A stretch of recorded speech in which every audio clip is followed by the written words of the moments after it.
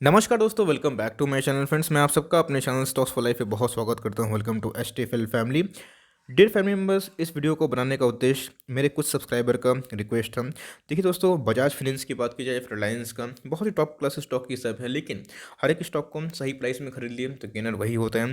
अच्छे स्टॉक को भी गलत प्राइस में खरीदते हैं तो लॉन्ग टर्म तक वेट करना पड़ेगा और कोई ऑप्शन नहीं है। तो जब बजाज फाइनेंस गिर रहा था तो कोई नहीं खरीदा।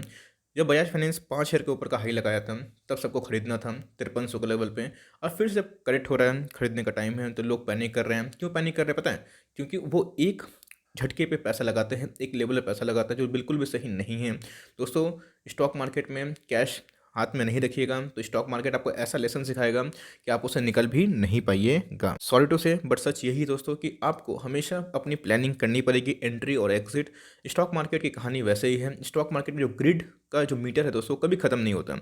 मैं देख रहा था कमेंट कि एक व्यक्ति है 500 स्टॉक खरीद लिए, बजाज फाइनेंस का 5300। स्टॉक सिलेक्शन बेहतरीन है, एचटीएफएल का सुपर टॉपिक है जैसे बजाज फाइनेंस, लेकिन 5300 में अगर खरीदते हैं तो बिना एमओएस का, तो दोस्तों वो क्यों खरीदते हैं?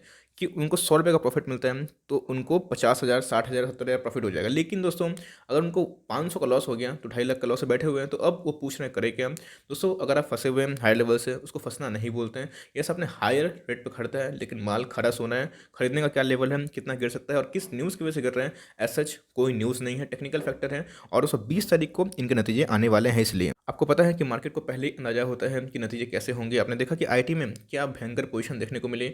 और दोस्तों, ये है स्टॉक मार्केट जो हमेशा आपके सोच से पहले चलता है। अब एक बैंक की न्यूज़ की थी, भाई लाइसेंस मिलने वाला है, इसलिए बजाज फाइनेंस भाग रहा था।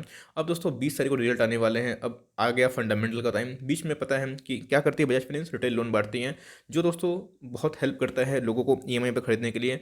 तो अब मार्केट को थोड़ा सा डर है, अगर इनके एनपीए लोन डिफॉल्ट होना शुरू हो गए, इन पे एनपीए का प्रेशर होगा और इनके नेट इंटरेस्ट इनकम कैसे बढ़ रहे हैं, इसलिए जो अच्छे प्लेयर है, बड़े प्लेयर है, नॉलेजेबल प्लेयर है, वो प्रॉफिट को बुक कर रहे हैं, बिकॉज उन्होंने अच्छे एमओएस लेवल पर खरीदा था। अब दोस्तों इधर पे प्रॉफिट बुक करेंगे तो ऑफकोर्स प्राइस गिरेगा, क्रैश होगा। तो हमें करना क्या है, हमारे पास है तो क्या करेंगे, नहीं है तो क्या करेंगे। फटाफट दोस्तों इस वीडियो को स्टार्ट कर लेते हैं। लेकिन चैनल फर्स्ट टाइम सब्सक्राइब कर सकते हैं इसे रेगुलर और दिग्गज वीडियो को सबसे पहले एक्सेस करने के लिए। गाइस, आज मार्केट क्यों गिरा, मेरी साइकोलॉजी क्या बोलती है, मैंने अपना अनबायस्ड व्यू इस पर शेयर कर दिया है। करना क्या है ये भी बता दिया है। और स्टॉक फटाफट में मैं 25 स्टॉक एक्सक्लूसिव कवर किए हैं ओनली फॉर यू गाइस, तो फटाफट जाके इन सब वीडियोस का देख सकते हैं। और येस बैंक का मास्टर स्टॉक। तो अब करते हैं अपनी एनालिसिस को शुरू।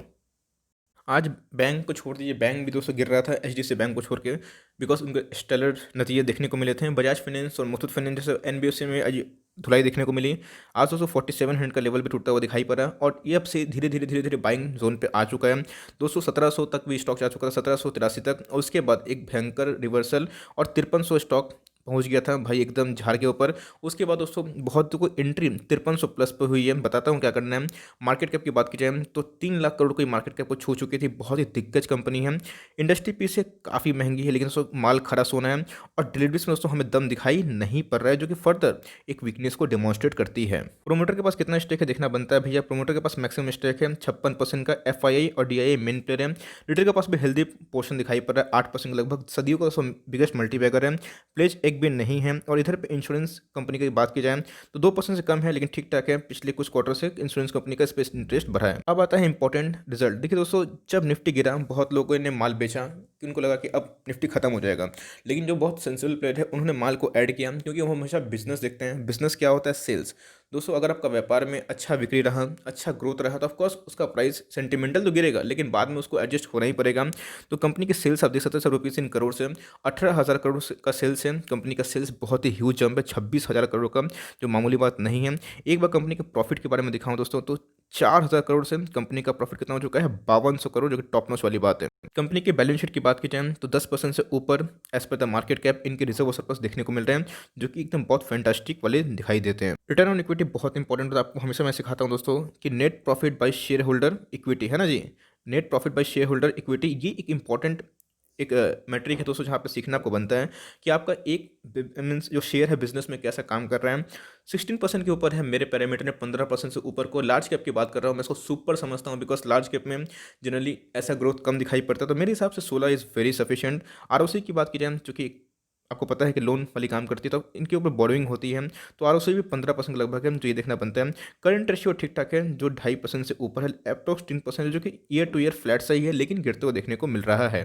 कंपनी को बजट है, ऑफ कोर्स डेट है, कंपनी फंड रेज करती है, कंपनी डिबेंचर्स इशू करती है, कंपनी लोन लेती है और तभी दोस्तों आपको फॉरवर्ड करती है और उस लोन से आपसे ईएमआई वसूली करती है, कार्ड्स देती है। बजाज फाइनेंस का एक कार्ड होता है और आप उसे शॉपिंग करते हैं, उनको धीरे धीरे पेमेंट करते हैं और वो जो दोस्तों जो मार्जिन होता है, ये इनकी कमाई होती है। तो बैंक और एनबीएफसी में हमेशा कर्ज होता है, इस बात पे चौंकना आपको नहीं चाहिए। और एक बार कंपनी के सेल्स पे थोड़ा नज़र मार लीजिएगा दोस्तों।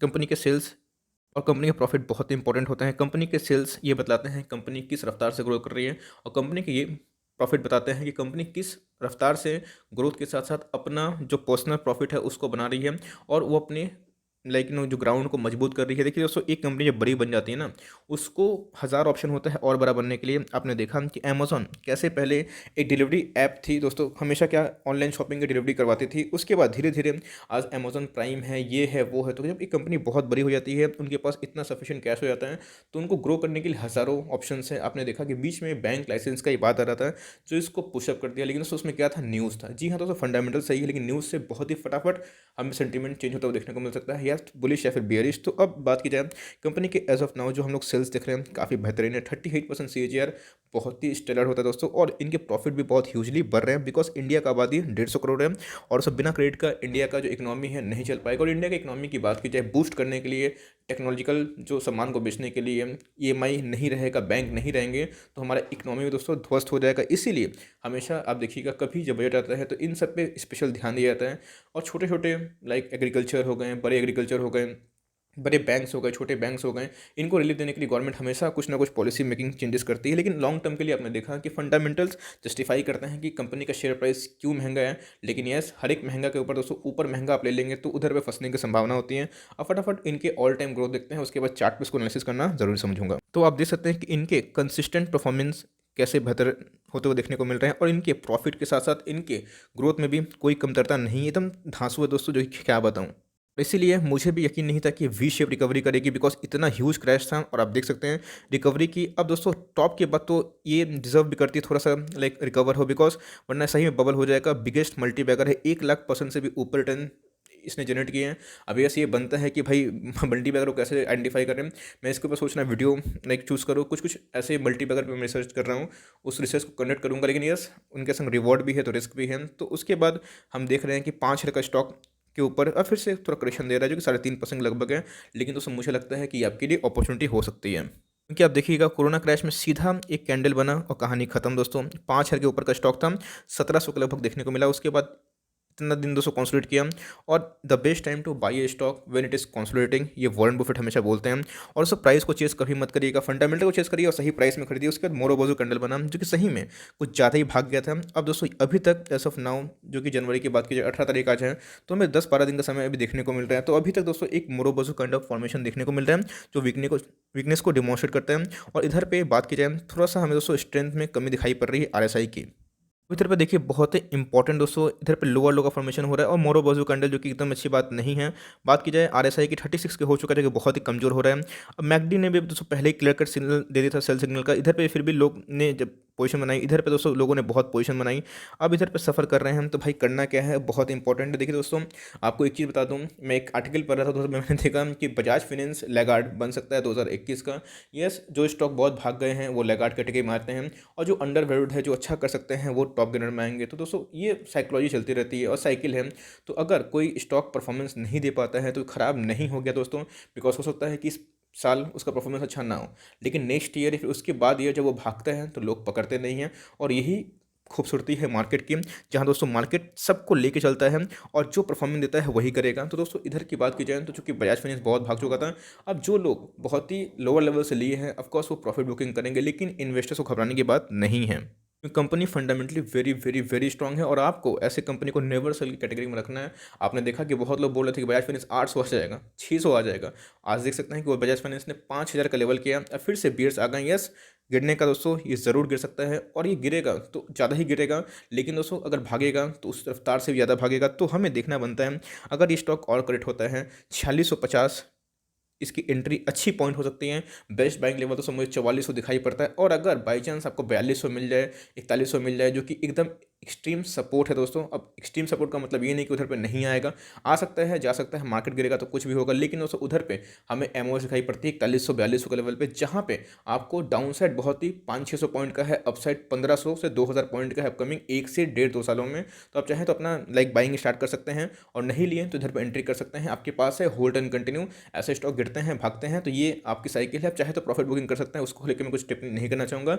मेरे पास है दोस्तों बहुत ही लोअर लेवल से, मैं इसको होल्ड एंड कंटिन्यू करूँगा, बिकॉज ये दोस्तों मेरे कोर पोर्टफोलियो का स्टॉक है, और मैं कोर पोर्टफोलियो का स्टॉक से ज़्यादा छेड़छाड़ नहीं करता। तो मैंने अपना गेम प्लान बता दिया, और सेम दोस्तों लागू किस पे होता है, बजाज फिनसर्व में। और मुझे लगता है कि बजाज फिनसर्व में एंट्री की पॉइंट अब आ चुकी है। आप चाहें तो लॉन्ग टर्म का निवेश भी उसमें कर सकते हैं, लेकिन bulk is not recommending right now for timing. That's the end of the news and the coverage on Bajaj finance. I hope दोस्तों वीडियो आपकी हेल्पफुल है, अच्छी लगी तो एक लाइक तो बनता ही है। चैनल फर्स्ट टाइम दोस्तों तो याद से सब्सक्राइब करना भूले ना। फर्दर कोई डाउट है उसको जरूर टॉप करिएगा। कोई स्टॉक का रिव्यू चाहिए, उसका नाम भी यहाँ से टॉप कर सकते हैं। Would love to make a video on new demand. Guys मिलते हैं जल्दी, तब तक के लिए bye. Thanks friends, God bless you all.